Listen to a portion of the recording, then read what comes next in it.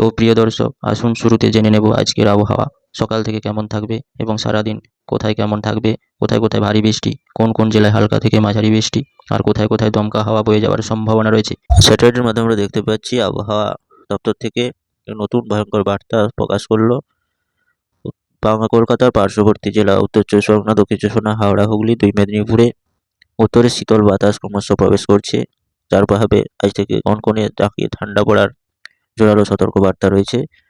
এছাড়া আবহাওয়া দপ্তর সূত্রে জানা যাচ্ছে বর্ধমান, বাঁকুড়া, বীরভূম এইসব জেলাগুলোতেও কনকনে ঠান্ডার মেজাজ থাকবে। মালদা, মুর্শিদাবাদ, উত্তর দিনাজপুর, দক্ষিণ দিনাজপুর এইসব জেলাগুলোতেও আমরা দেখতে পাচ্ছি স্যাটেলাইটের মাধ্যমে উত্তরে শীতল বাতাস ক্রমশ প্রবেশ করছে, যার প্রভাবে আজ থেকে আরও শীতল আবহাওয়া এবং কনকনে জাঁকিয়ে ঠান্ডা পড়ার সম্ভাবনা রয়েছে।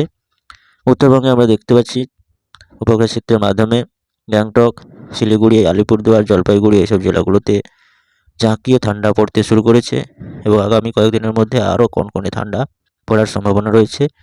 তবে দেখতে পাচ্ছি দার্জিলিং, কালিম্পংয়ে তুষারপাত হওয়ার সম্ভাবনাও রয়েছে স্পষ্টভাবে। উত্তরবঙ্গ সহ দক্ষিণবঙ্গের বিভিন্ন জেলাগুলোতে আজ থেকে আরও কনকনে জাঁকিয়ে ঠান্ডা পড়ার জোরালো সতর্কবার্তা জারি করলো আবহাওয়া দপ্তর সূত্রে।